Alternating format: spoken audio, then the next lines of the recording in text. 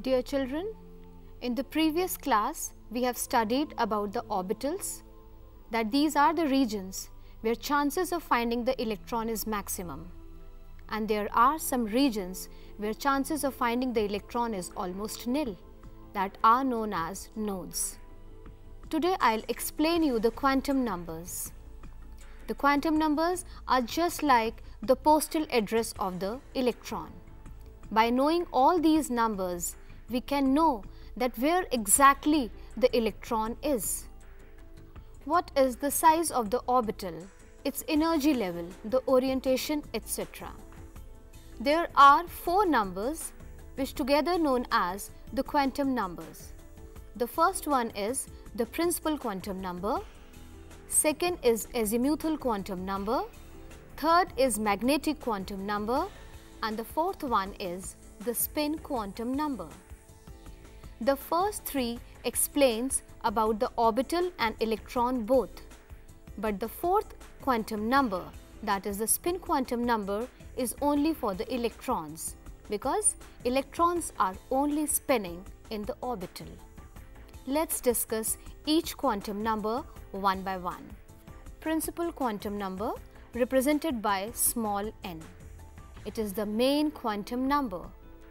Its permitted values are 1, 2, 3, 4 and so on. It can never be 0. It explains the energy and the size of the shell. This quantum number was proposed by Bohr. It determined the energy and the size of the orbital where electron is present. The maximum number of electron in an orbit represented by this quantum number is 2n square. No energy shell in atoms of the known element possesses more limit 32 electrons. It gives the information of the orbit, that is k, l, m and n. Angular momentum can also be calculated using principal quantum number. Second quantum number, that is azimuthal quantum number, represented by small l. It was proposed by Sommerfeld. It determines the number of the subshells or the sublevels to which electron belongs. It tells about the shape of the subshells. It also expresses the energy of the subshells. The energy of the S subshell is less than P, the energy of the P subshell is less than D, and the D subshell has lower than the F subshell. The value of L is equals to n minus 1, where n is the principal quantum number. Let me give you an example. Suppose the value of n is 1, then the value of L, that is azimuthal quantum number, will be 0. If the value of n is 2, then the value of L will be 0 and 1. The maximum number of electrons in the subshell will be given by the formula 2 into 2L plus 1. The S subshell can accommodate maximum of 2 electrons, P subshell can accommodate 6 electrons, D can accommodate 10 electrons and F subshell can accommodate 14 electrons. For a given value of n, the total value of L is always equal to the value of n. The third quantum number, that is magnetic quantum number. Its symbol is small m and a subscript, that is small l, on the right hand side. It was proposed by Zeeman. It gives the number of the permitted orientation of the subshells. The value of m varies from minus L to plus L through 0. For example, the value of L is 0, then m will also be 0. If the value of small l, that is azimuthal quantum number, is 1, then magnetic quantum number will be minus 1, 0, plus 1. If the value of L is 2, the value of M will be minus 2, minus 1, 0, plus 1, plus 2. For a given value of N, the total value of M is equal to N square. For a given value of L, the total value of M is equals to 2L plus 1. The last quantum number is the spin quantum number. This is only for the electrons. Its symbol is small m with the small s on the right hand side as a subscript. It was proposed by Goldschmidt and Uhlenbach and denoted by the symbol of Ms. The value of Ms is plus half and minus half. These values shows that electrons are spinning either clockwise or anti-clockwise. I hope the quantum numbers are very much clear to you.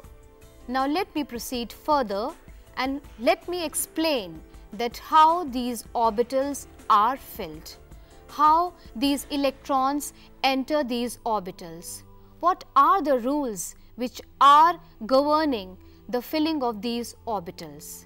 There are three rules: the Aufbau principle, the Pauli's exclusion principle and the Hund's rule. The Aufbau principle. The Aufbau meaning the building up.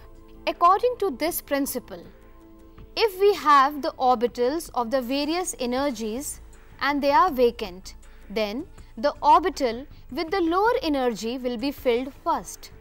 That is, the Aufbau principle states that the orbitals are filled in the order of increasing energy. The orbital with the lower energy will be filled first and the orbital with the higher energy will be filled later on. This is the series by which we can make it out that which orbital will be filled first. They are in the order of increasing energy. 1s orbital will be filled first, then 2s, 2p, 3s, 3p, 4s and so on. The Pauli's exclusion principle. This principle states that an orbital can accommodate maximum of 2 electrons. That is, an orbital can have the 2 electrons and the 2 electrons cannot have the same set of 4 quantum numbers. If the first 3 quantum numbers are same, then the fourth quantum number, that is the spin quantum number, will be different. Let me explain why. That one electron will be spinning clockwise and the other electron will be spinning anti-clockwise. The one electron will have the plus half value and the other electron will have minus half value.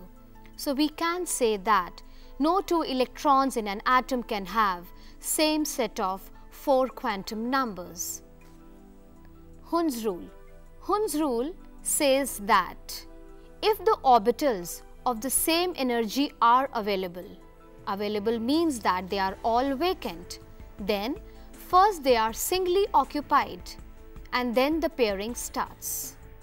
The fourth point which we have to remember while filling the electrons in the orbital is half-filled and fully filled orbitals are extra stable. It is due to the symmetrical distribution of electrons and the exchange energy. Here I am explaining you the fourth point by taking 2 examples, chromium and copper. Chromium, atomic number 24. As per keeping in mind all the first 3 rules, that is the Aufbau principle, Pauli's exclusion principle and Hund's rule, the electronic configuration of the chromium comes out to be 1s2, 2s2, 2p6, 3s2, 3p6, 3d4, 4s2. But this is incorrect. Why? Because we know that as per the fourth point, the half-filled and the fully filled orbitals are extra stable.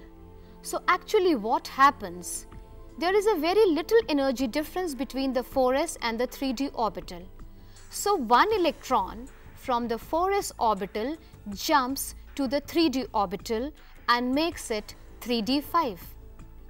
3d5 is the half-filled state because d orbital can maximum accommodate 10 electrons. So the correct electronic configuration for the chromium is 1s2, 2s2, 2p6, 3s2, 3p6, 3d5 and 4s1. No doubt energy is required for this transfer of electron, but the stability which is obtained after that is much more and compensates that energy requirement. The another example is copper, atomic number 29. Let's see its electronic configuration as per the three rules: 1s2, 2s2, 2p6, 3s2, 3p6, 3d9, 4s2. It is incorrect again because after transferring one electron from the 4s orbital to 3d, 3d becomes 3d10 and then it becomes more stable. Dear children, so while writing the electronic configuration, we have to keep all these 4 points in our mind. Now, simultaneously I will explain you the quantum number and the filling of electrons and how these elements are placed in the periodic table. You can see the 1s orbital. The value of the small n, that is the principal quantum number, is 1. L is 0. 0 means s subshell. The value of magnetic quantum number is 0 and the spin quantum number will be plus half or minus half. Now you can see that one electron in the 1s orbital and the atomic number 1 is for hydrogen. You can see the place of hydrogen in the periodic table. This one electron is in 1s orbital and I have already explained you in the previous class that s orbital is spherically symmetrical. Second electron, it again entered the 1s orbital because one orbital can accommodate 2 electrons and you can see the direction of the arrows. One is spinning in the clockwise direction and the other is spinning in the anti-clockwise direction. Atomic number 2 is for helium. Helium is placed in the 18th group, that is noble gases. The value of the principal quantum number, that is small n, is now 2. L, that is the azimuthal quantum number, the permitted values are 0 and 1. The third electron entered the 2s orbital. Now in total there are 3 electrons, 1s2, 2s1. The atomic number 3 is for lithium. Now you can see the position of the lithium just below the hydrogen. And you can see that the size of the s orbital is increased because the value of the principal quantum number is now 2. The 2s orbital is larger than 1s orbital. One more electron in the 2s orbital because the maximum capacity of the s orbital is 2 electrons. 2p orbital. There are 3 orbitals in the p subshell and p orbital can accommodate in total 6 electrons. We will see one by one and we will also see the change in the shape of the p orbital. I have already told you the p orbitals are dumbbell shaped. You can also see that all these elements like boron, carbon and nitrogen, how they are placed in the periodic table. You can also see the p orbitals, these are dumbbell shaped. While writing the electronic configuration, as per the increase in the atomic number, the number of electrons will be increasing. I hope everything is clear to you.